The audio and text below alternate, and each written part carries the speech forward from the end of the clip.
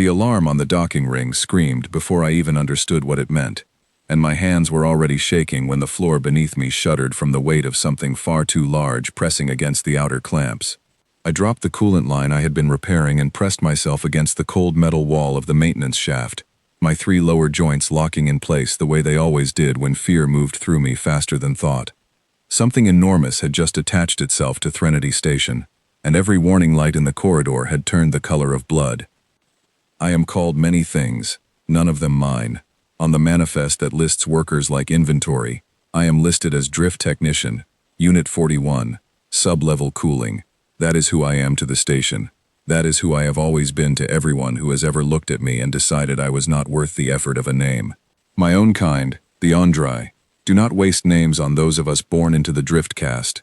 We are given designations instead, the way a machine is given a serial number, and most of us stop expecting anything different by the time we are old enough to work the cooling shafts alone. I did not know, as I crouched in that shaft with my hearing organs ringing from the alarm, that within the hour, a stranger from another world would look directly at me and say a word that no living creature had spoken to my face in over a decade. I did not know that the word would be my name.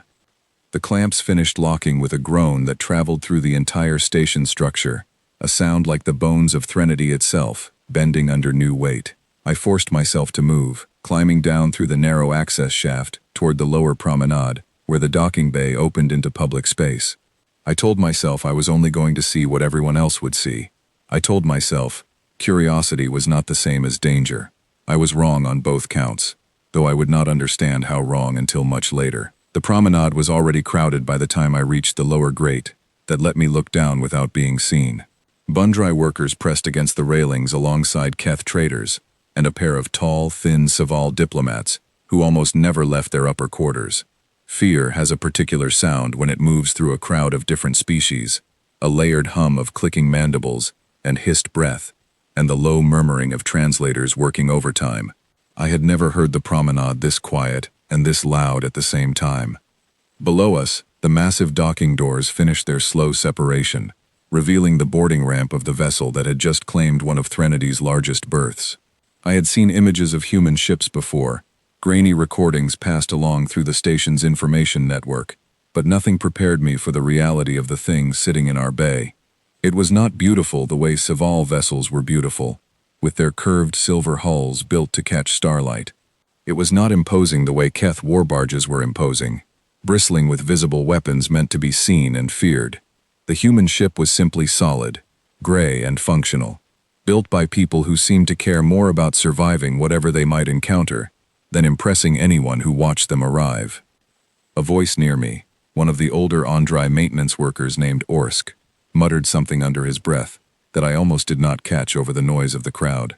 He said that his cousin had worked a Station 3 systems over when the humans first made contact with the wider trade network, and that his cousin had never been the same afterward. I asked him what he meant. Orsk only shook his head and told me that the humans did not forget things the way they were supposed to, the way everyone else did, and that this was somehow worse than any weapon. I did not understand him then. I filed his words away the way I filed away most warnings that did not immediately threaten my ability to keep breathing, and I kept watching the ramp. The first human to step onto Threnody Station moved with an unhurried confidence that made no sense given how many armed station security drones had gathered along the boarding corridor. She was not tall by Saval standards or broad by Keth standards, simply a person of ordinary human proportions, wearing a dark uniform, with no visible weapon, and an expression that suggested she found the entire tense standoff mildly interesting, rather than threatening. Behind her came 4 more humans, then a 6th who paused at the top of the ramp and looked out over the crowded promenade the way a person might look out over an unfamiliar city they intended to remember.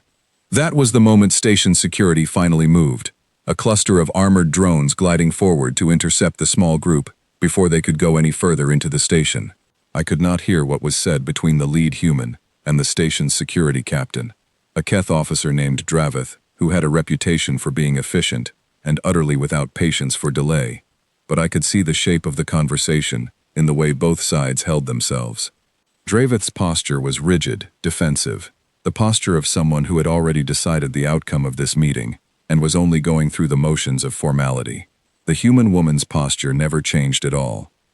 After a tense exchange that lasted only a few minutes, though it felt considerably longer to everyone watching from above, Dravith stepped back and allowed the small human delegation to proceed into the station proper, flanked on both sides by security drones that clearly had no intention of letting them wander unsupervised. I watched them walk the length of the promenade below me, and I noticed something strange. As they passed each cluster of workers and traders, the human woman leading the group would occasionally glance toward individuals in the crowd, not staring, simply noticing, the way a person notices details in a room they intend to remember later. When her gaze passed briefly over the grate where I was crouched, I felt an unfamiliar chill move through my body, though there was no possible way she could have seen me clearly through the narrow gaps in the metal. I told myself I was imagining things, and returned to my duties, because the cooling systems on Sub-Level 3 did not care that a human warship had just docked with our station, and if I did not finish my repairs before the next shift rotation, I would face consequences that had nothing to do with alien visitors and everything to do with the ordinary machinery of survival that governed my daily life. I climbed back down into the maintenance shaft, retrieved my tools, and spent the next several hours doing the invisible work that kept Threnody Station breathing, the work no one thanked me for, because no one remembered that anyone had to do it at all. It was during that work, deep in the tangled cooling conduits beneath the lower promenade, that everything changed. I first noticed the smell of burning insulation drifting through the ventilation system around the middle of my shift, faint at first, easy to dismiss as a malfunctioning unit somewhere else in the network. But the smell grew stronger, and within minutes, the temperature readings on my handheld display began climbing in a pattern I recognized immediately as dangerous. Somewhere along the primary cooling line that fed the station's lower reactor housing, something had failed, and if the failure was not contained quickly, the resulting heat buildup would trigger a cascade that could damage systems supporting several levels of the station, including sections currently occupied by hundreds of workers and traders who had no idea anything was wrong. I could have reported the problem and waited for a response team. That was the correct procedure. The procedure that would keep me safe from blame if anything went wrong. But response teams took time to organize, time to travel through the station's crowded corridors, time that the rapidly rising temperature readings suggested we did not have. I made the decision that workers like me are trained never to make on our own, and I moved toward the failure point myself.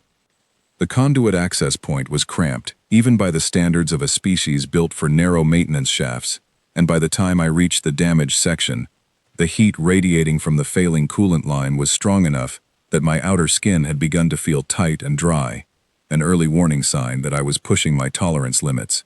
I could see the problem clearly now, a ruptured seal that was allowing coolant to vent uselessly into open space instead of circulating through the system where it was needed. The rupture was small, the kind of thing that should have been caught during routine inspection, the kind of thing that had likely been ignored for cycles because fixing it properly required shutting down a section of cooling capacity that station management did not want to lose even temporarily. I did not have the proper tools for a full repair, but I had enough to create a temporary seal, if I worked quickly, and did not think too carefully about how close I was letting myself get to systems that could seriously injure or kill someone of my physiology if something went wrong. My hands moved through the familiar motions of emergency patching, motions I had practiced 100 times in training simulations that had never quite prepared me for the reality of doing this alone, in cramped darkness, with the temperature climbing steadily around me, and no one aware that I was even there. I do not know exactly how long the repair took. Time moves strangely when fear and focus are fighting for control of your thoughts at the same time.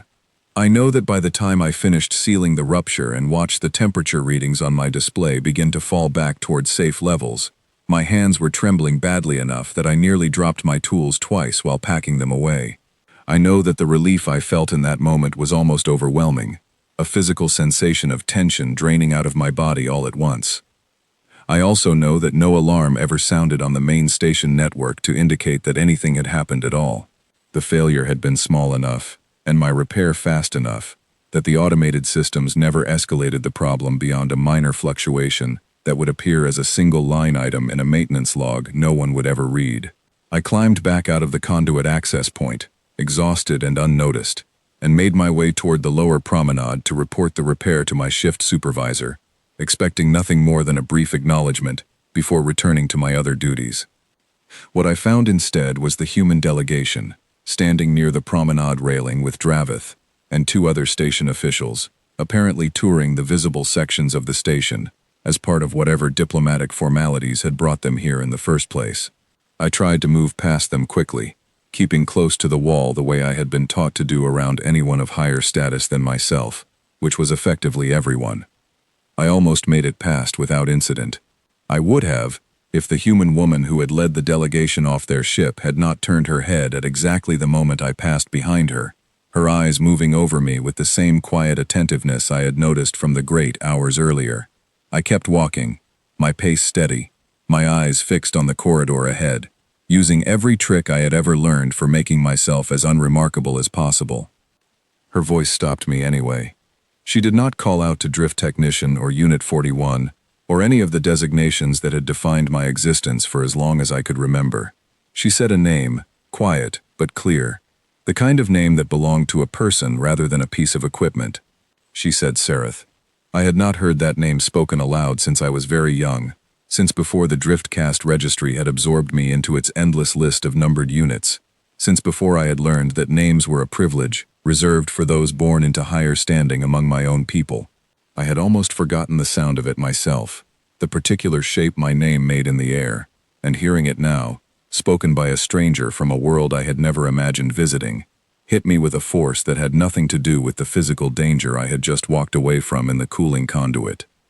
I froze completely, every joint in my body locking in place the same way it had when the docking alarm first sounded, except this time, the fear was tangled up with something I did not have a word for, something that felt dangerously close to hope. Dravith turned sharply, his mandibles clicking in obvious irritation at the interruption to whatever formal presentation he had been giving. He asked the human woman how she could possibly know the designation of a Driftcast worker, since such individuals were not typically introduced to visiting delegations, and their records were not public information available to outside parties. The human woman, who I would soon learn was called Captain Nathan Cole, though at that moment I knew nothing about her at all, beyond the impossible fact that she knew my name, gave a small, unhurried smile that did nothing to ease the tension radiating from Dravith's posture.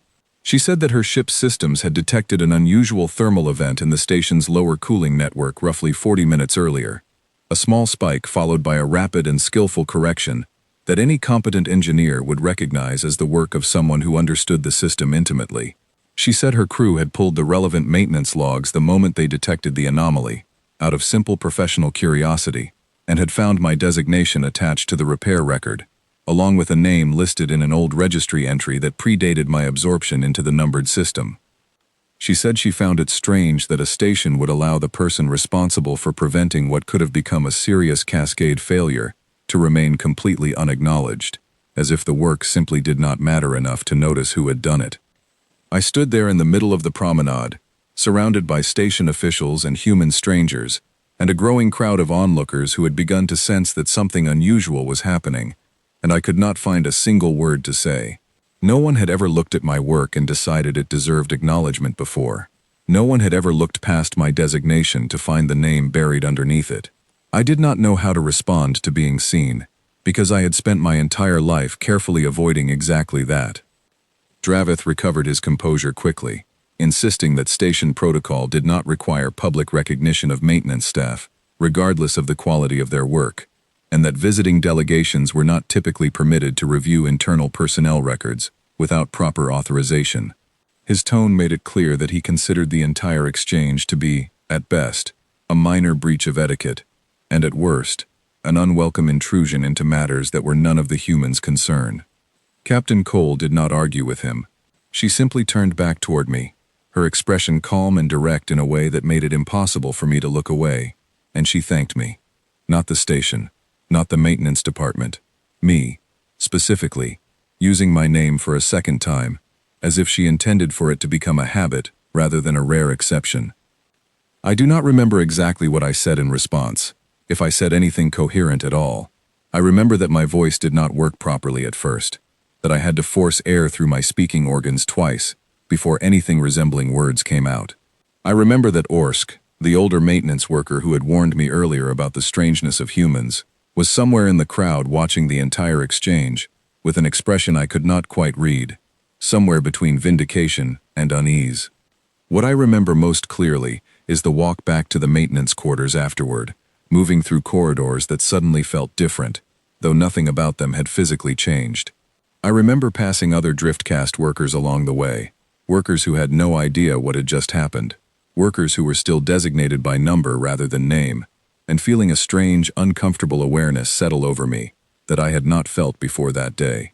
I had spent my entire life believing that anonymity was simply the shape of my existence, an unchangeable fact, like gravity, or the recycled air of the station's ventilation system.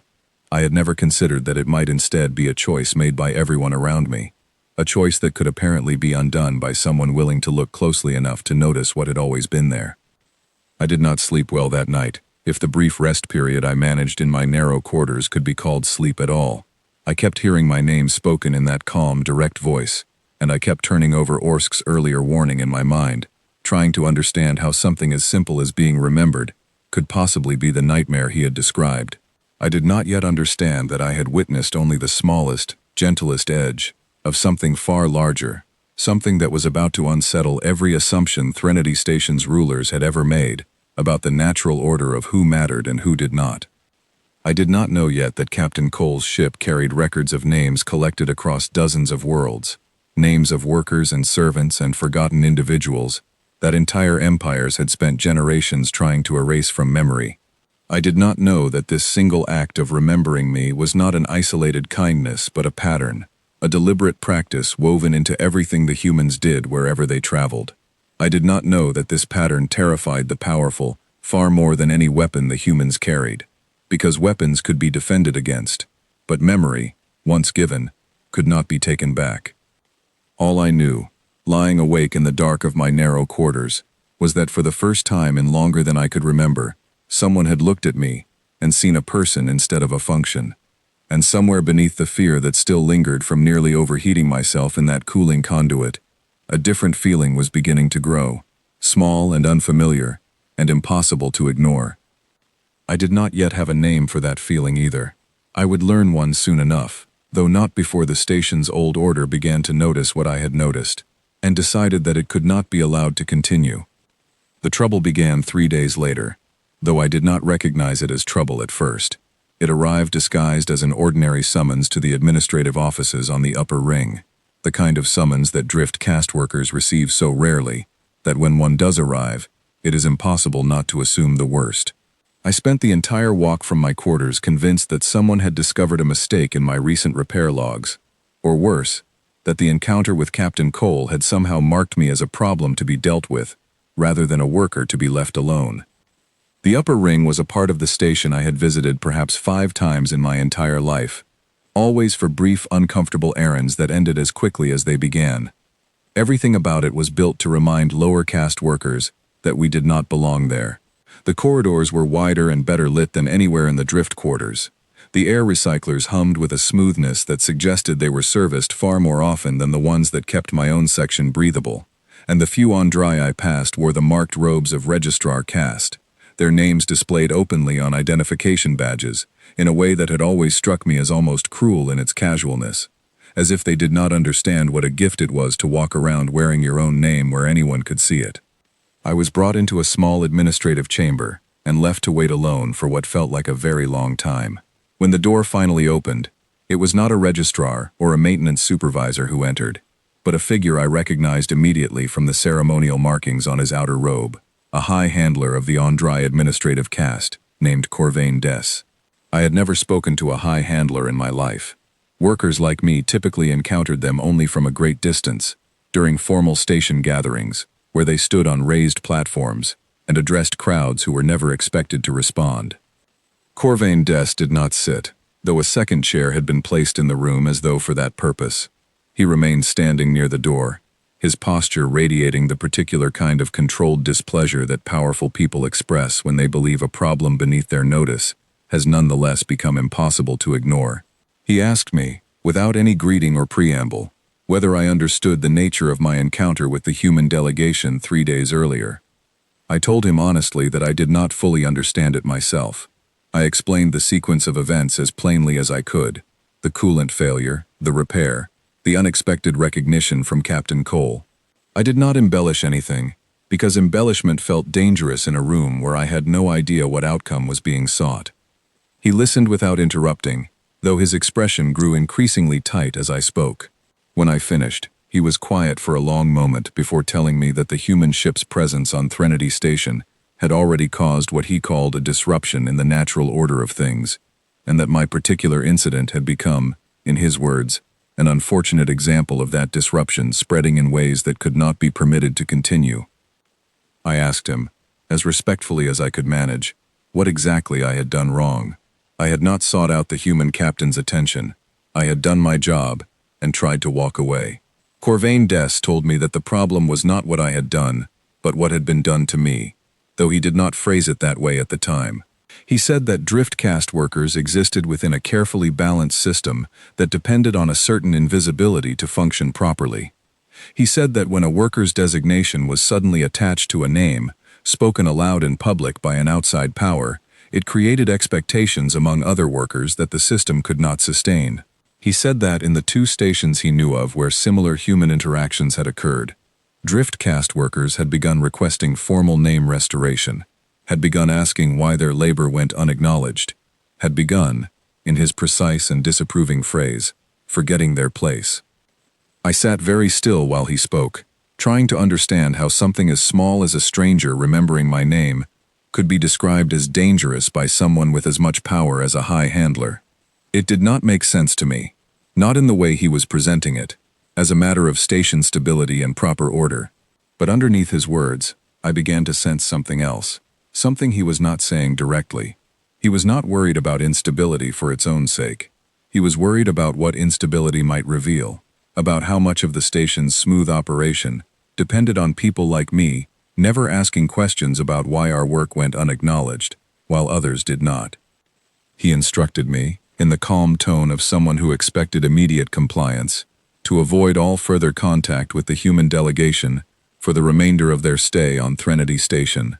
He said that any additional interaction, even accidental, would be viewed as a deliberate attempt to undermine proper station hierarchy, and that the consequences for such an attempt would not be limited to a simple reprimand.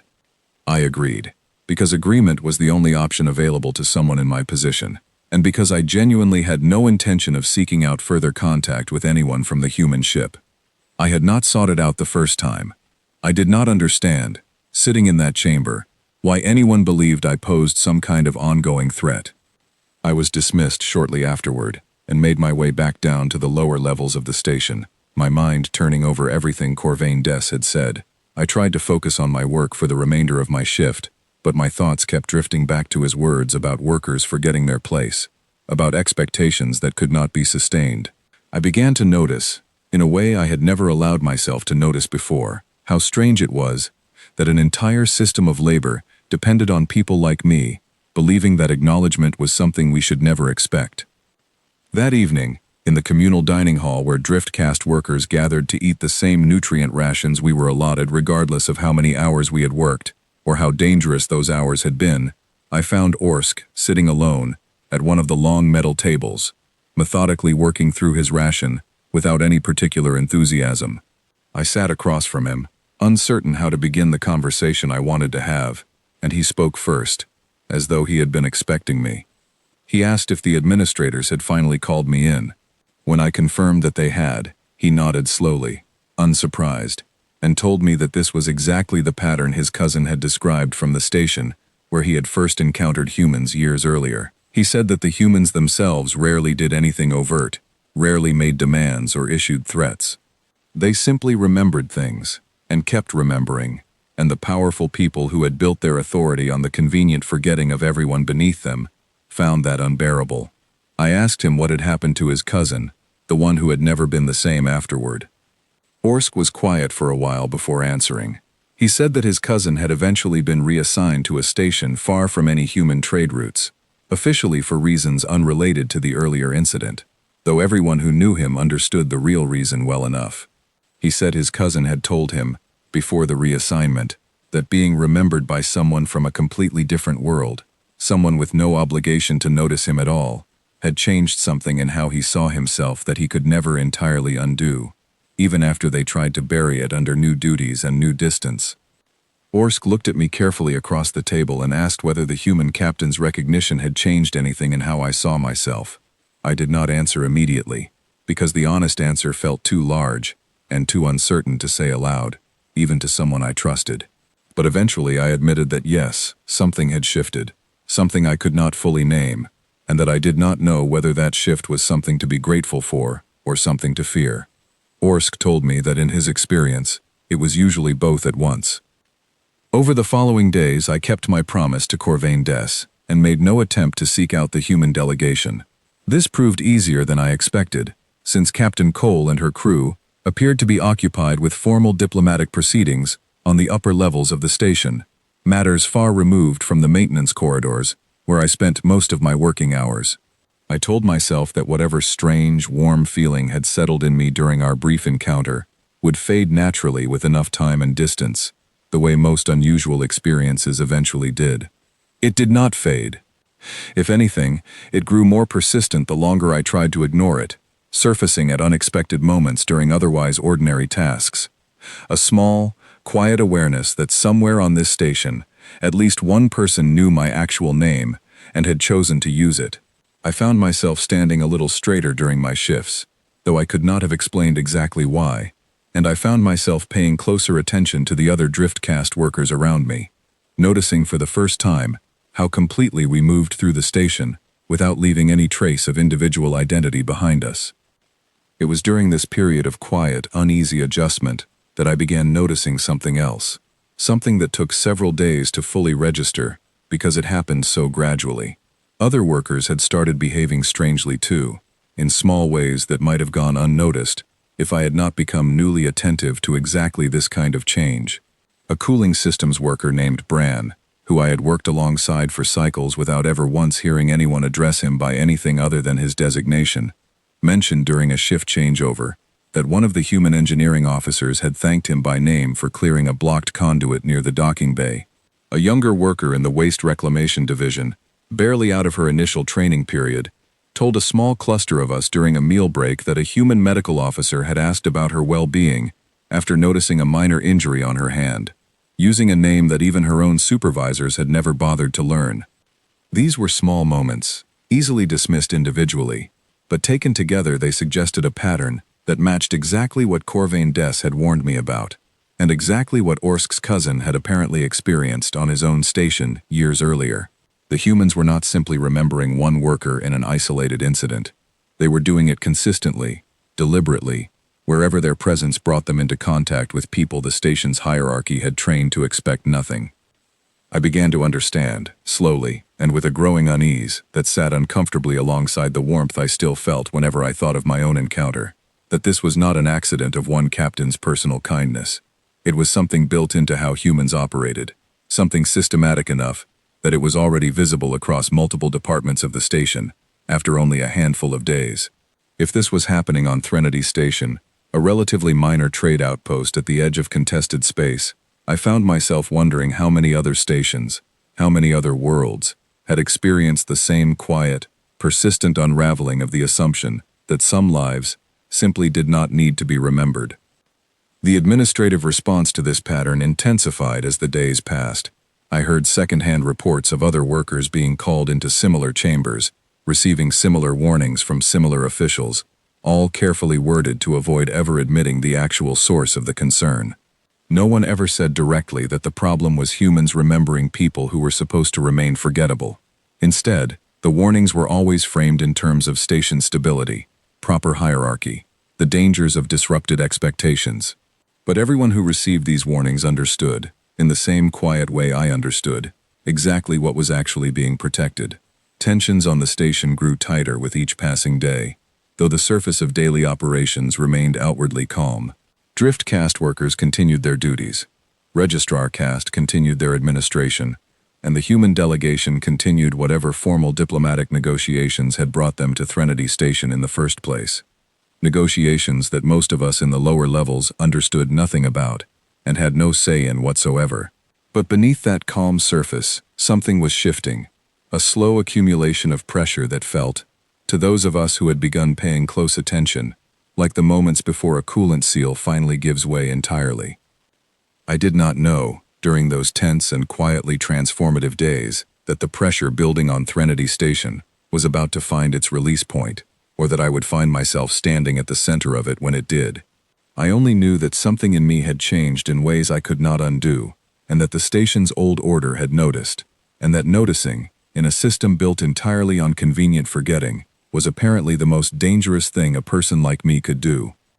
The incident that changed everything happened on the 9th day of the human ship's stay, during a shift that had started like any other, and very quickly stopped being ordinary at all.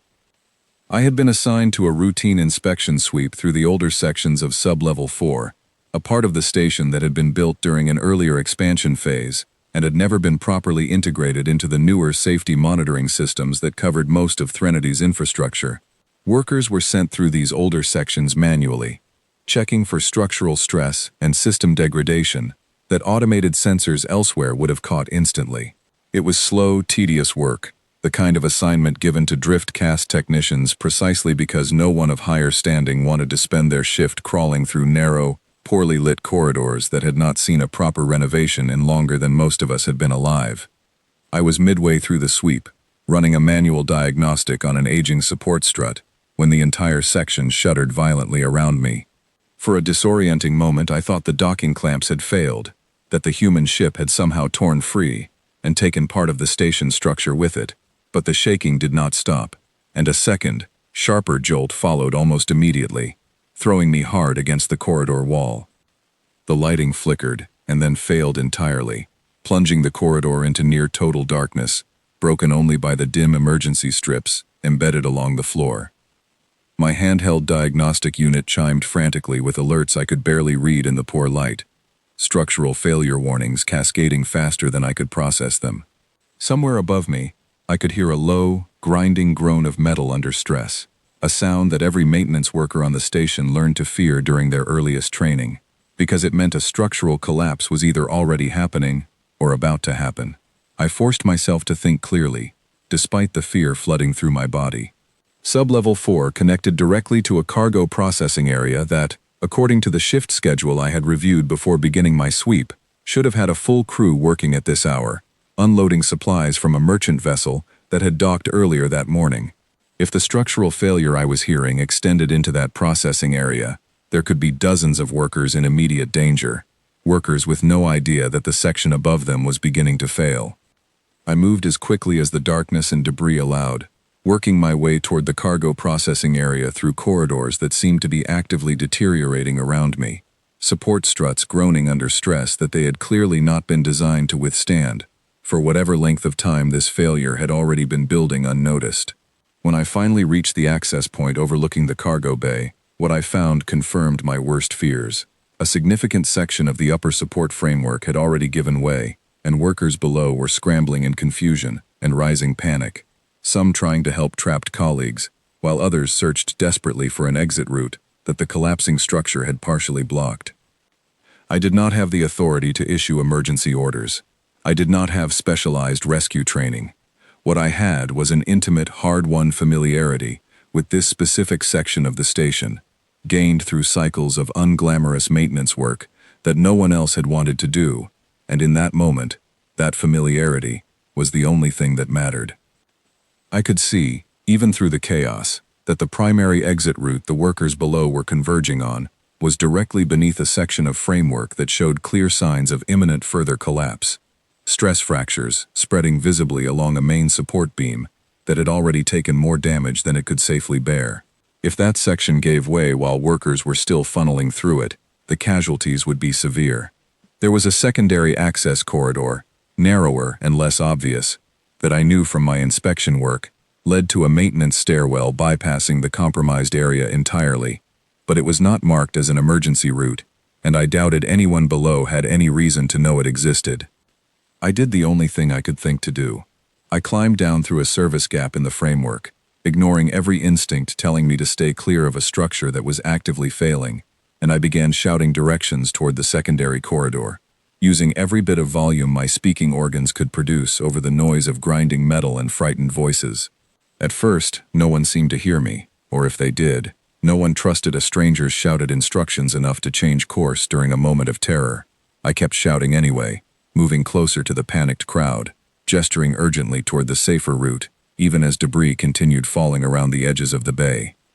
It was a young Keth cargo handler, barely more than a juvenile by the standards of her species, who finally broke away from the main crowd and moved toward the corridor I was indicating, dragging an injured colleague with her. Others began to follow once they saw her moving, the way frightened crowds often do, needing only one visible example before trusting an unfamiliar path. I stayed near the entrance to the secondary corridor, helping guide workers through as quickly as possible, my attention split between the fleeing crowd and the steadily worsening groan of the compromised support beam above the primary exit. The beam gave way completely, just as the last of the workers cleared the cargo bay through the route I had directed them toward. The sound was enormous, a violent crash of metal and debris collapsing into the space where dozens of frightened workers would have been standing had they continued toward the exit everyone had originally assumed was their only option. Dust and debris billowed through the corridor, and for several long moments, all I could do was stand there, ears ringing, trying to process how close the outcome had come to being catastrophic instead of merely frightening.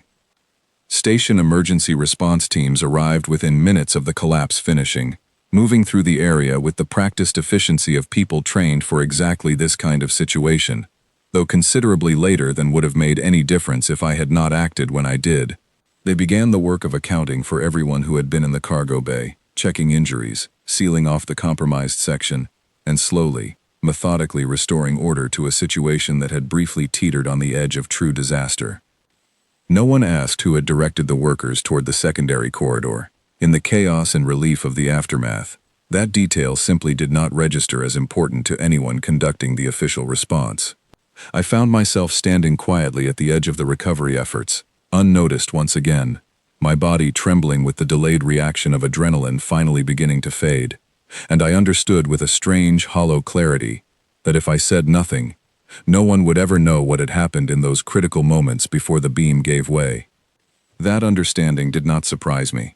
It was, after all, the pattern of my entire life. I had done important work before and walked away from it without acknowledgement more times than I could count. I began to turn away from the recovery scene, intending to return to my quarters and let the exhaustion and fear finally overwhelm me in private, the way I always had. I had not gotten far when I heard a voice call out behind me, and I recognized it immediately, though I had not expected to hear it again. Not after Corvain Dess's warning, not while an active station emergency was still unfolding around us. Captain Cole was moving through the edge of the recovery area, apparently having been in a nearby section of the station when the structural failure occurred, and she had clearly been asking questions of the frightened workers being treated by medical staff, because she was walking directly toward me, with an expression that told me she already knew exactly what I had done. She said my name again, quietly this time, not as a public announcement, but as a simple confirmation, as though she were making certain the person standing in front of her matched the description several trembling cargo workers had just given her of a maintenance technician who had appeared out of the darkness and guided them to safety through a route none of them had known existed. I did not know how to respond. Part of me was terrified that this encounter would confirm every warning Corvain Dess had given me, that I would be blamed for something I had never sought out, punished for a second unavoidable moment of visibility that I had not chosen any more than I had chosen the first.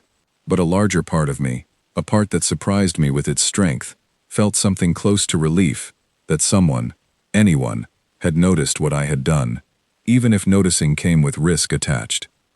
Captain Cole asked if I was injured. I told her I was not, though my voice shook more than I wanted it to. She looked past me for a moment, toward the sealed section where the beam had finally collapsed, and then back at me, and she said something I have never forgotten, something that settled into me far deeper than the earlier moment, when she had simply spoken my name. She said that she had reviewed enough station structural records over the past several days to know that the collapse I had just prevented from becoming a mass casualty event had been building for cycles, ignored by administrators who considered older sections like Sub-Level 4 a low priority for maintenance investment. She said that if I had not acted exactly when I did, using knowledge that no automated system on the station possessed, because no one had bothered to properly document it, the outcome would have been very different, and very final, for dozens of people who would never even know how close they had come to losing everything. She told me that this was not the first time she had watched something like this happen on a station like Threnody, and it would likely not be the last, and that this was precisely why she and her crew made a point of remembering people like me, because the systems built around us were designed to treat our knowledge and our labor as disposable, invisible, unworthy of record, right up until the exact moment that knowledge was the only thing standing between order and disaster. I asked her, my voice steadier now than it had been a few moments earlier, why it mattered so much to her personally. I was not the only worker on this station being ignored. I was not even unique in what I had just done. Not really. Not among people who quietly kept complicated systems running every single day without recognition. She considered the question seriously before answering, and her answer was the one that stayed with me longest, the one I would return to again and again in the difficult days that followed. She said that a society which trains itself to forget the people who hold it together is a society standing on a foundation it has convinced itself does not exist. She said that humans had learned, through their own long and difficult history, that forgetting the people who matter most is rarely an accident, and almost always a choice made by those who benefit from the forgetting. She said that remembering, then, was not simply an act of kindness. It was an act of resistance against exactly that kind of convenient blindness, and it was one of the few tools available to outsiders like her and her crew, who could not simply rewrite an entire station's internal hierarchy through force, but who could, in small and persistent ways, insist on the truth of who actually kept a place like Threnody running. I stood there in the settling dust of the cargo bay, surrounded by the aftermath of a disaster I had helped prevent, and that no official record would ever fully credit to me, and I felt something shift inside myself that I knew, even in that moment, I would never be able to undo. Corvain Des had warned me that being remembered would create expectations I should not allow myself to hold. He had been right about that much, though not in the way he intended as a warning. I had begun to expect something different from my own existence, something I had never allowed myself to want before, and that expectation was not going to fade quietly back into the comfortable invisibility I had lived inside for my entire life. Captain Cole did not linger long after that conversation. Station security had begun moving through the area, and I could see Dravith approaching from across the cargo bay, his posture already rigid with the particular tension that seemed to accompany any interaction between station authority and the human delegation. Before she turned to leave, Captain Cole told me one more thing, quietly, meant only for me to hear. She said that her ship kept records, detailed and permanent, of every individual across every station and world they had ever visited, who had shown the kind of quiet, unrecognized courage I had just shown. She said my name, along with an account of what had happened tonight, would be added to those records before her ship ever left Threnady's docking ring, regardless of what any station official had to say about it. I did not fully understand, in that exhausted, dust-covered moment, exactly what that promise would come to mean. I only knew that for the second time in 9 days, someone had looked at the parts of me that everyone else had trained themselves not to see, and had decided, deliberately and permanently, to remember. I did not know yet that this decision would put Captain Cole, her crew, and eventually me, directly in the path of a station administration that had already decided the humans could not be allowed to continue disrupting the careful architecture of forgetting that Threnody depended on to function. I only knew, walking back through the damaged corridors toward my quarters, as the emergency response finally began to wind down around me, that something fundamental in how I understood my own worth had shifted that night, and that there would be no simple way to shift it back.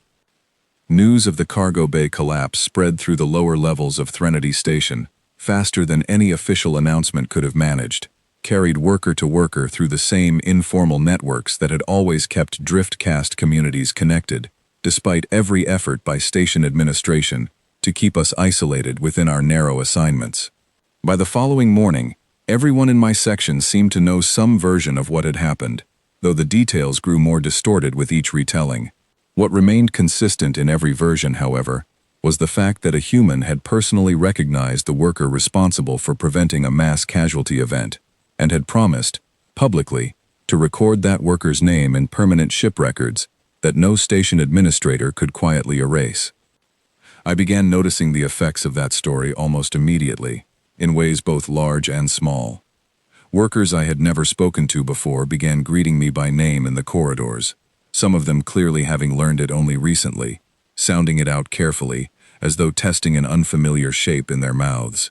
A few asked, hesitantly, whether it was true that the humans kept permanent records of workers like us, records that could not be altered or deleted by station officials the way our own internal files apparently could be. I did not know the full answer to that question, but I told them what Captain Cole had told me, and I watched something shift in their expressions each time, a small, cautious flicker of possibility that I recognized because I had felt it myself only days earlier. It was during this period that I began to understand more fully why Orsk's warning and Corvain Dess's threat carried the weight they did. I had assumed, in my initial confusion, that the danger the humans represented was somehow abstract, a matter of station protocol and administrative preference, rather than anything with real consequences. I was learning, quickly and uncomfortably, that this assumption had been naive. Word reached me through Orsk, 3 days after the collapse, that the young Keth cargo handler who had been the first to follow my directions toward the secondary corridor had been quietly reassigned to a station on the far edge of the trade network, officially for reasons related to career development, though everyone who heard the news understood it differently. She had been telling her own version of the collapse story to anyone who would listen, crediting me by name, and describing in detail how close the disaster had come to being far worse than it was. Within days of her story circulating widely enough to reach administrative attention, she was gone, transferred somewhere far enough away that her account would no longer easily travel back to Threnity's population. I felt sick when I heard this, a heavy, guilty weight settling into my chest that had nothing to do with fear for my own safety, and everything to do with fear for what I might have caused simply by existing, simply by having done something worth remembering, during a moment when remembering had become dangerous. Orsk told me, not unkindly, that this was exactly the pattern his cousin had described from his own station years earlier.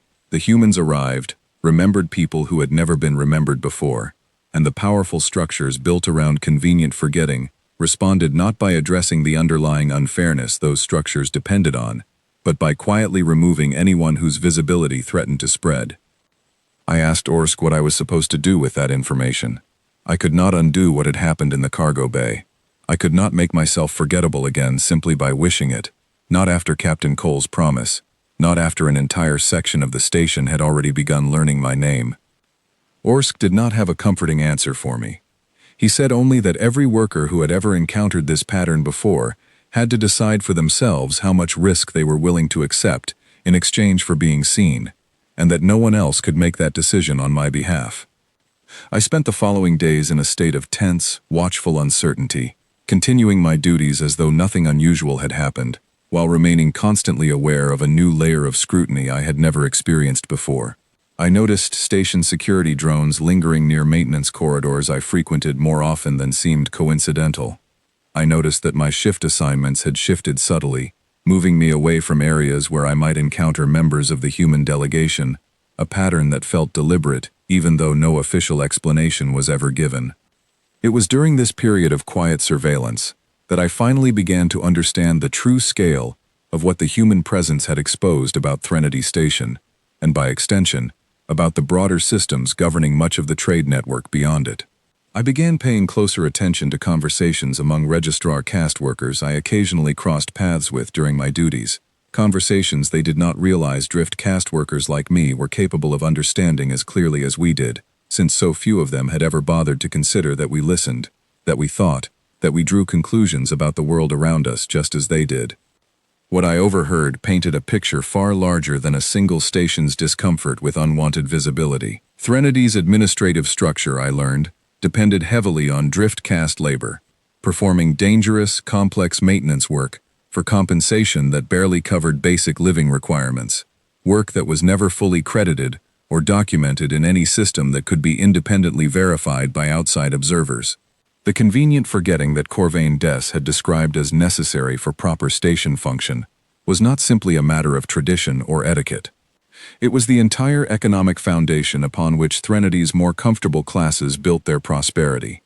A foundation that depended entirely on no one ever asking too closely who actually did the work that kept the station alive, or whether they were compensated fairly for the risks they took doing it. Humans, with their persistent, methodical habit of remembering individuals regardless of caste or designation, threatened this foundation, not through any deliberate act of sabotage, but simply by existing as living proof that a different way of organizing a society was possible. Every worker who learned that they could be remembered, could be named, could have their contributions acknowledged by someone with no obligation to grant that acknowledgement, became a small crack in the carefully maintained illusion that this was simply how things had to be.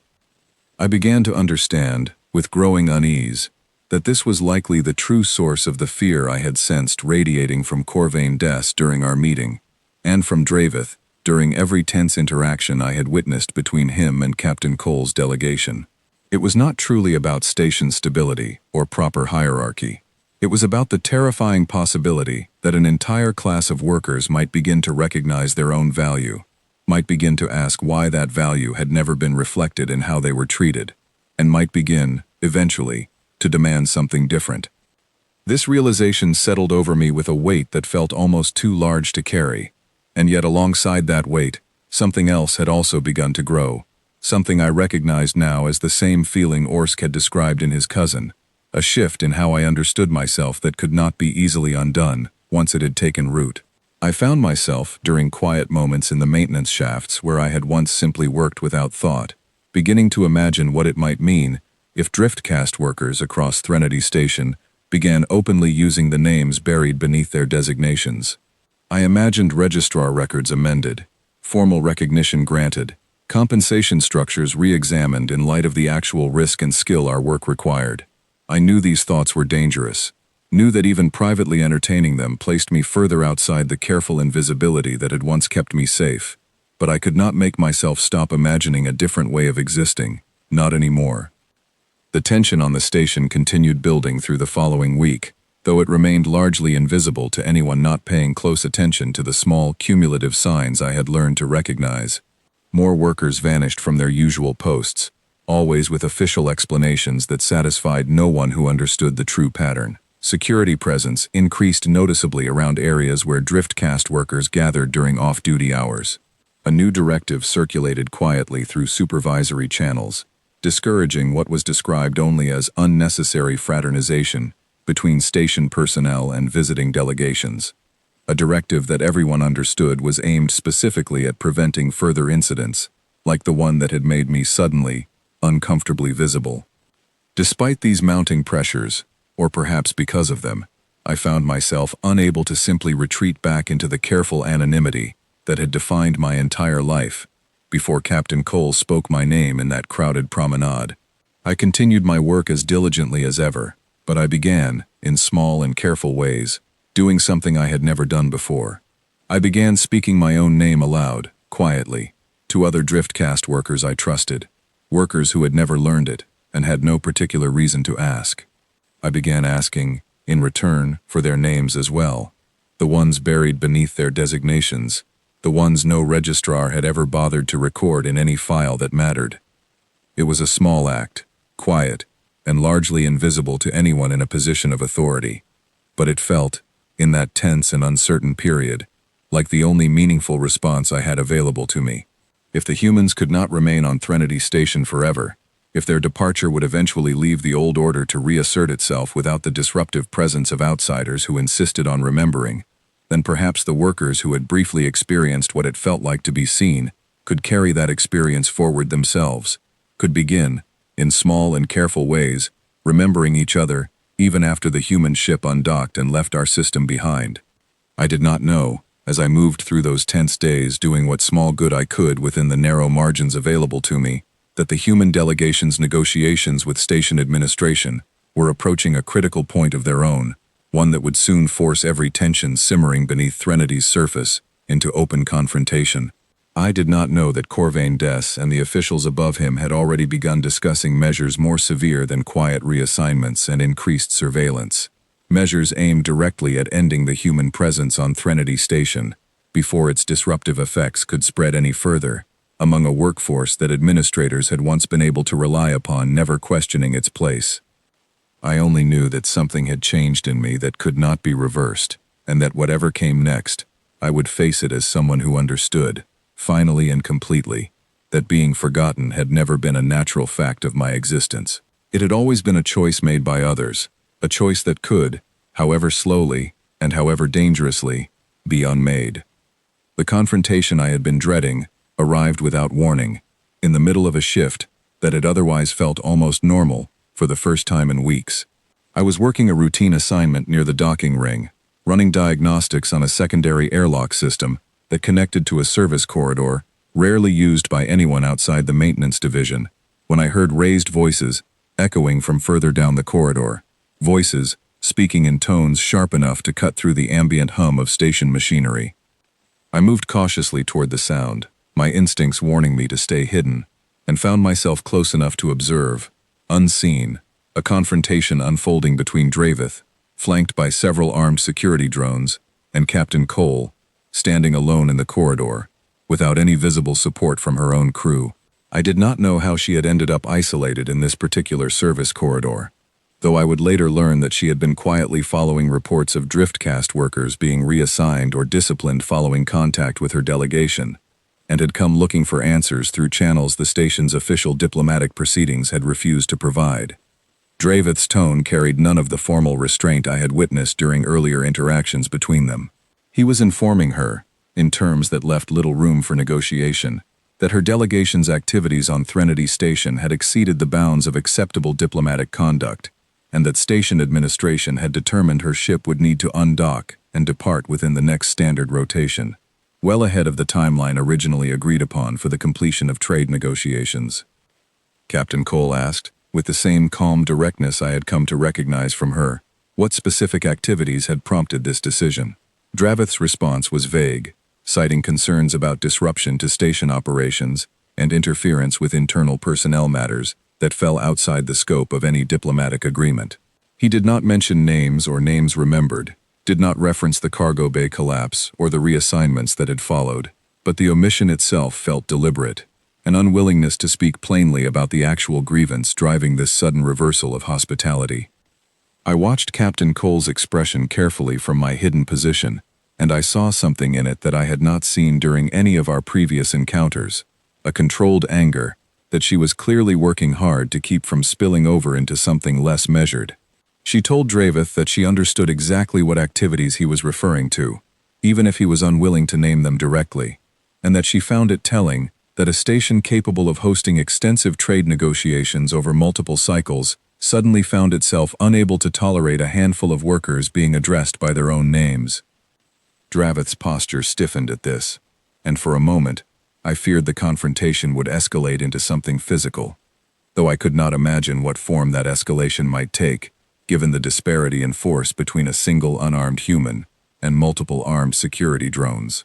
Instead, he told her, with cold precision, that station matters of internal labor management were not subject to outside interference, regardless of how that interference was framed, and that continued insistence on involving herself in such matters would be treated as a direct violation of Threnity's sovereignty, with consequences extending beyond a simple request to depart ahead of schedule.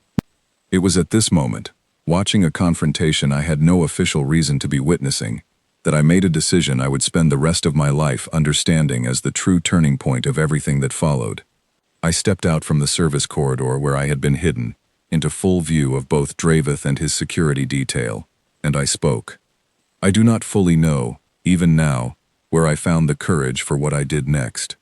Perhaps it was the accumulated weight of every quiet, invisible act of labor I had performed throughout my life without acknowledgement. Perhaps it was the memory of the young Keth cargo handler, reassigned and silenced simply for telling the truth about what had happened during the collapse. Perhaps it was simply the fact that Captain Cole stood alone in that corridor, facing consequences for the crime of remembering people like me, and I could not bear to remain hidden while that happened. I told Dravith that I had witnessed the entire exchange, and that I intended to make sure other workers knew exactly what had been said, and exactly why the human delegation was being forced to leave ahead of schedule. I told him that I understood he could reassign me, could discipline me, could make my life as difficult as station protocol allowed, but that he could not undo what I already knew, and could not prevent me from sharing it with others, who deserved to understand what had actually happened. Dravith turned toward me with an expression of such genuine surprise that I understood, in that moment, just how thoroughly drift cast workers were expected to remain silent and invisible, even in the face of clear injustice unfolding directly in front of them. He recovered quickly, his expression hardening into something closer to contempt, and he told me that I was interfering in matters far beyond my station, that my designation gave me no standing to involve myself in diplomatic proceedings between station administration and a visiting delegation. I told him that my designation had never given me standing to do anything, that this was precisely the point, and that I was done accepting a system that used my supposed lack of standing as justification for erasing the value of my own labor and the labor of everyone like me across this station. I do not know exactly what I expected to happen after saying this. I only knew that I could not remain silent any longer, regardless of the consequences. Captain Cole did not intervene during this exchange, though I could see her watching me closely, and I understood, somehow, that she was giving me space to speak for myself, rather than stepping in to protect me from consequences I had chosen to accept. When I finished speaking, she addressed Dravith directly, her tone shifting into something more formal and more pointed than anything I had heard from her before. She told him that station officials could dictate whatever internal policies they wished regarding driftcast labor, that she had no intention of pretending otherwise or claiming authority she did not possess. But she told him, with unmistakable clarity, that her ship's records of every individual worker she and her crew had encountered during their stay would remain permanent, regardless of any action taken against those workers afterward, and that her government maintained detailed accounts of exactly this pattern of retaliation across dozens of stations throughout the trade network. She said that Threnody was not the first station to respond to human recognition of forgotten workers with quiet reassignments and threats, and that this pattern, taken as a whole across enough encounters, had begun drawing attention from parts of the human government far more influential than a single ship captain. Dravith's confidence wavered slightly at this, though he did not back down entirely. He told her that Threnody Station's internal affairs were not subject to external oversight, regardless of what patterns her government believed it had identified, and that her ship would still be expected to depart ahead of schedule as previously stated. Captain Cole did not argue the point further. She simply looked at me, standing there in the corridor with security drones aimed vaguely in my direction, and a high handler's authority looming over both of us, and she asked, quietly, whether I understood what speaking out today might mean for my continued position on this station. I told her that I did understand, as much as I could understand anything about consequences I had never faced before. I told her that I had spent my entire life being safe, by being invisible, and that I did not think I could go back to that safety now. Not after understanding what it had actually cost me, and everyone like me to maintain it. She nodded slowly, and then she said something that I have carried with me ever since, something that reshaped how I understood the entire encounter, that had begun weeks earlier, when she first spoke my name in a crowded promenade. She said that this moment, right here, was exactly why her government insisted on the practice of remembering individuals across every world they encountered, even when doing so created friction with local authorities, even when it put visiting crews at diplomatic risk. She said that memory alone changed nothing by itself. What changed things was what people did once they understood they had been seen, once they understood that their own silence had never been the natural order of things but a condition imposed upon them by systems that benefited from their forgetting. She told me that I had just done, in a single act of courage in a narrow service corridor, more to disrupt Threnodi's old order than her entire delegation had accomplished across weeks of formal diplomatic proceedings, and that whatever consequences followed, I should understand that I had not acted alone, and would not face those consequences alone either. Dravith, clearly uninterested in allowing this exchange to continue any further, ordered his security detail to escort Captain Cole back toward the diplomatic quarters, and instructed a separate drone to take me into custody pending review by station administration. I felt fear as the drone approached, a cold, immediate fear that I had not fully processed until that exact moment, when the abstract idea of consequences became a concrete reality closing in around me. But beneath that fear, Something steadier remained, a certainty that I had done the right thing, regardless of what followed. A certainty I had never allowed myself to feel about any choice in my entire life before this one. As the drone escorted me away from the corridor, I caught one last glimpse of Captain Cole being led in the opposite direction, and she looked back at me once, briefly, before the corridor bend separated us from each other's sight. I did not know, in that uncertain moment, whether I would ever see her again, or whether the small, fragile progress we had made together across these past weeks would survive whatever came next. I only knew that I had finally stopped hiding, and that whatever price that decision demanded, I was prepared, for the first time in my life, to pay it. The holding chamber where the security drone left me was small and windowless, furnished with nothing more than a narrow bench and a single dim light fixture embedded in the ceiling that flickered with the same unreliable rhythm as most of the older infrastructure in the drift quarters. I sat there for what felt like an enormous stretch of time, though I had no way to measure it accurately without my handheld unit, which had been confiscated along with my tools the moment I was brought in. I spent that time doing something I had never allowed myself to do before. Not really. Not with any seriousness. I thought carefully and deliberately about who I actually was, separate from my designation, separate from my function, separate from the endless list of tasks that had defined the shape of my existence for as long as I could remember. I thought about Sereth, the name my parents had given me before the Driftcast registry absorbed me into its numbered system, and I found myself, alone in that small chamber, quietly repeating it to myself, over and over, as though I were trying to make certain it could never be taken away from me again, regardless of what happened next. I do not know exactly how much time passed before the chamber door finally opened, but when it did, I was surprised to find that it was not Corvain Des or Draveth waiting on the other side, but a different, older Andrai official I did not immediately recognize, wearing the formal robes of the station's judicial registry, rather than the administrative caste that had governed my previous encounters. She introduced herself as Registrar Velka On, and she informed me, without any of the cold formality I had expected, that she had been assigned to review the circumstances surrounding my detention. I did not know what to make of this development, and I remained cautious throughout our initial exchange, uncertain whether her presence represented a genuine change in my situation, or simply a different mechanism for delivering the same predetermined outcome.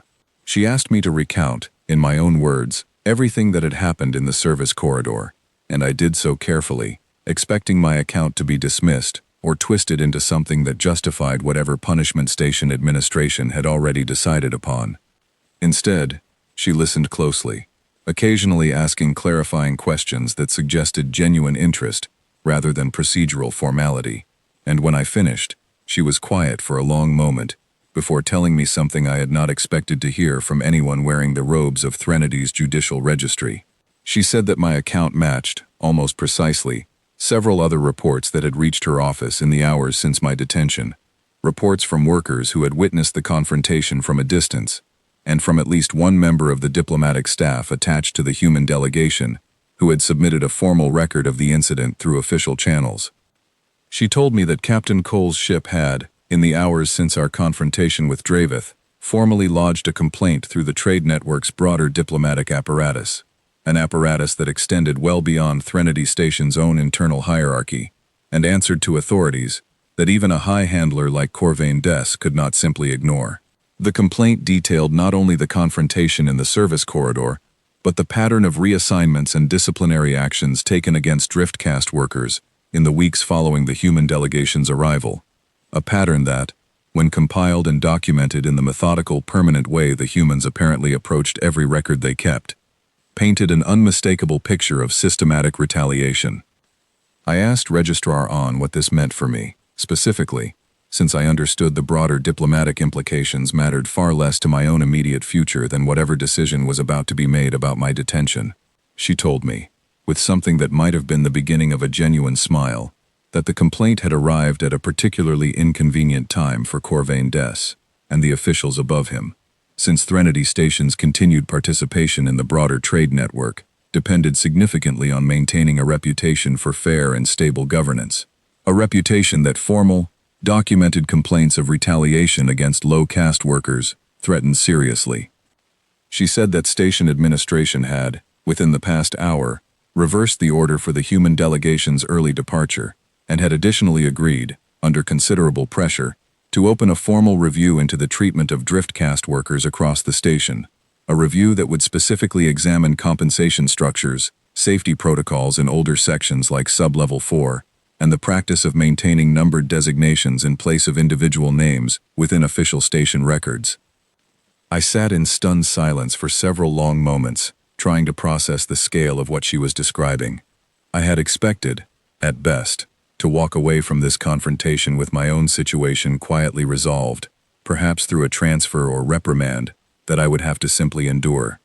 I had not imagined that a single moment of courage in a narrow service corridor could contribute to something as large as a formal review of the entire system that had shaped my life and the lives of every driftcast worker on this station.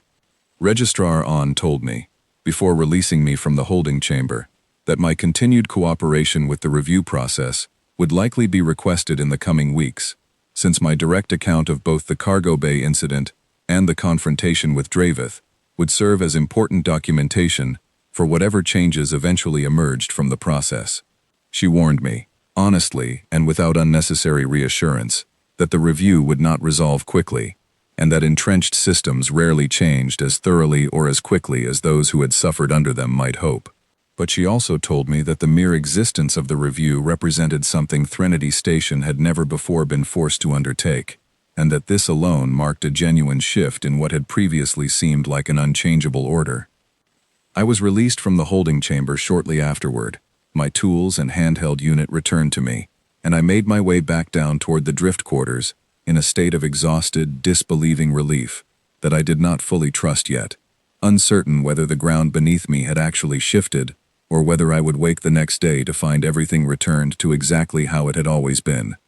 What I found instead, over the following days, was a station in the early, uneven stages of genuine transformation, though transformation that arrived unevenly and with considerable resistance from those who had benefited most from the old arrangement. Some registrar caste officials cooperated openly with the review process, apparently uncomfortable themselves with practices they had simply never questioned until forced to examine them directly. Others, including Corvain Des himself, resisted at every stage, delaying, obstructing, and occasionally attempting to discredit the workers who came forward to share their own experiences. I found myself, in the weeks that followed, becoming something I had never expected to become. Other driftcast workers began seeking me out, not because I held any formal authority, but because I had become, through circumstances I had not fully chosen, a visible example of what happened when someone refused to remain silent. I helped organize informal gatherings where workers could share their own stories in preparation for the formal review, gatherings that felt dangerous and exhilarating in equal measure, small acts of collective visibility that would have been unthinkable to me only a few months earlier. Captain Cole's delegation remained on Threnody Station through the early stages of the review process, their departure delayed not by force, but by mutual agreement, since their continued presence provided a form of accountability that station administration, however reluctantly, understood it could not easily dismiss, while human observers remained available to document any attempt at quiet retaliation. I spoke with her several more times during this period, brief conversations that never carried the same weight as our first encounter, but that steadily built into something I recognized, with some surprise, as genuine friendship, unusual, and unlikely as that friendship was between a driftcast technician and a human warship captain. During one of these conversations, held in a quiet corner of the station's public gardens, rather than any formal setting, I asked her directly what had made her decide, on the very first day of her delegation's arrival, to look closely enough at a station maintenance log to notice my name buried beneath my designation. It seemed, even now, like such a small, deliberate choice to have set so much in motion. She told me that it had not felt like a large decision at the time, simply a habit her crew had cultivated, deliberately over years of encountering worlds built on exactly the kind of convenient forgetting Threnody had depended on. She said that habits, practiced consistently and without exception, eventually became something larger than the sum of their individual moments, and that she had learned to trust that pattern even when she could not predict exactly what any single act of remembering might eventually set in motion. I told her that I did not know how to properly express what that single act had meant to me, how completely it had reshaped not only my understanding of my own worth, but the trajectory of my entire life going forward. She told me, gently, that I did not need to find the right words for it, that the changed direction of my life spoke clearly enough on its own, and that this, ultimately, was the entire point of what her people tried to practice wherever they traveled. Not grand gestures, not dramatic rescues. Simply the persistent, deliberate refusal to let anyone remain invisible who did not choose that invisibility for themselves. A full cycle passed before the formal review of driftcast labor practices reached its conclusion, and I will not pretend the outcome was as complete or as satisfying as the workers who had risked their positions to participate might have wished. Change of that magnitude, I learned, never arrives in a single decisive moment, regardless of how dramatic the events that set it in motion might have been. What emerged instead was a slow, contested, and often frustrating process of incremental adjustment, the kind of change that requires constant vigilance to protect from being quietly reversed the moment attention shifts elsewhere. Threnody Station's administration did, eventually, formally amend its registry system to record the individual names of driftcast workers alongside their functional designations, a change that Corvain Des fought against until the very end, arguing that it served no practical purpose and represented an unnecessary administrative burden. He lost that particular argument, though not because station leadership had undergone any genuine transformation of conscience, but because the broader trade network's diplomatic apparatus made clear that continued resistance would carry consequences for Threnodi's standing that outweighed whatever convenience the old system had provided. Compensation structures shifted more slowly and less completely, though a new safety review protocol for older sections like Sub-Level 4 was implemented within months, a change that came directly from the documented account of the near disaster I had helped prevent, an account that Registrar On's office had preserved carefully throughout the review process, specifically to prevent administrators from quietly minimizing its significance. I was not present for every stage of this slow transformation. Captain Cole's delegation eventually completed the trade negotiations that had originally brought them to Threnody Station, negotiations that now included, at her insistence, formal provisions requiring ongoing accountability measures regarding the treatment of station labor, provisions that future visiting delegations would be able to invoke if similar patterns of retaliation ever resurfaced. Her ship undocked from Threnodi's berth on an ordinary morning that felt, to me, entirely extraordinary, marking the end of a period that had changed the direction of my entire existence more thoroughly than I could have imagined possible when I first felt the docking clamps shudder through the station structure months earlier. Before she left, Captain Cole found me one final time, in the same maintenance corridor where much of this story had effectively begun, though the corridor itself looked different to me now. Brighter somehow, though nothing about its physical structure had changed. She told me that her ship's records, permanent and unalterable in the way she had promised weeks earlier, now included a detailed account not only of what I had done during the cargo bay collapse, but of everything that had followed, the confrontation with Draveth, my role in the review process, the slow, uneven progress that had emerged from a single moment of refusing to remain silent. She told me that this kind of record mattered for reasons beyond simple sentiment. She explained that her government maintained these accounts specifically because patterns, documented consistently across enough worlds and enough encounters, eventually became impossible for even the most entrenched systems to ignore entirely. She said that somewhere, on some future world I would likely never visit myself, another worker like me might one day benefit from the accumulated weight of records like mine, records that proved, with undeniable clarity, that the old order of convenient forgetting had never been the only way a society could function. I asked her, before she departed, whether she believed the changes on Threnody Station would last, or whether the old order might eventually find a way to quietly reassert itself, once enough time had passed, and enough attention had drifted elsewhere. She did not offer me easy reassurance, and I found myself grateful for that honesty, even as it unsettled me. She told me that lasting change depended not on any single act, however significant, but on whether the people who had experienced being seen chose to keep insisting on that visibility for themselves and for each other, long after the humans who had first sparked the disruption had moved on to other worlds, facing their own versions of the same quiet injustice. I understood, standing there in that familiar corridor, for what I suspected might be the last time I would ever speak with her directly, that this responsibility now belonged to me, and to every other Driftcast worker who had begun, in ways small and large, to claim names that had always been theirs.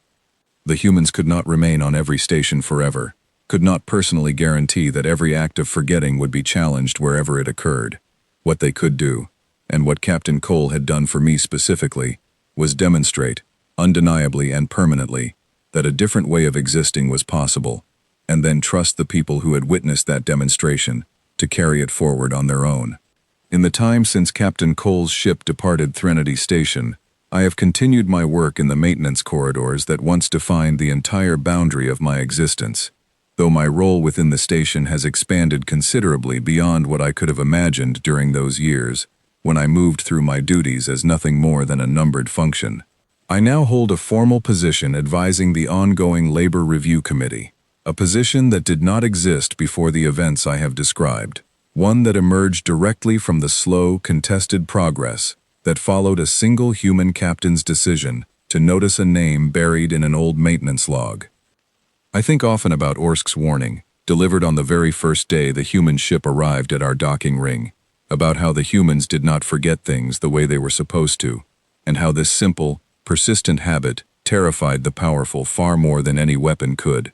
I understand that warning completely now, though I understand it differently than I did when I first heard it, standing frightened in a crowded promenade watching a stranger's ship claim its berth. The nightmare the humans brought to Threnody Station, and I suspect to countless other worlds across the trade network, was never a nightmare of violence or conquest. It was the far more disruptive nightmare of insistence, the simple, unshakable insistence that every individual, regardless of caste or designation, or convenient invisibility, deserved to be remembered, to be named, to be seen as someone whose existence mattered beyond whatever narrow function a rigid hierarchy had assigned them. That insistence changed everything for me, and for many others across this station who had spent their entire lives believing that anonymity was simply the unchangeable shape of their existence. It did not arrive through force or demand. It arrived quietly, in the sound of my own name spoken aloud by someone who had no obligation to remember it, and it grew from there into something that an entire administrative system, built carefully over generations to depend on convenient forgetting, ultimately could not contain. I do not know what became of the young Keth cargo handler who was reassigned for telling the truth about the collapse, though I have made it a quiet personal mission to search for her records whenever the opportunity arises, determined that her contribution to everything that followed will not remain forgotten, regardless of how far she was sent from Threnody Station. I think of her often, along with every other worker whose small, unrecognized courage kept this station functioning long before any human ship arrived, to notice what the rest of us had trained ourselves not to see.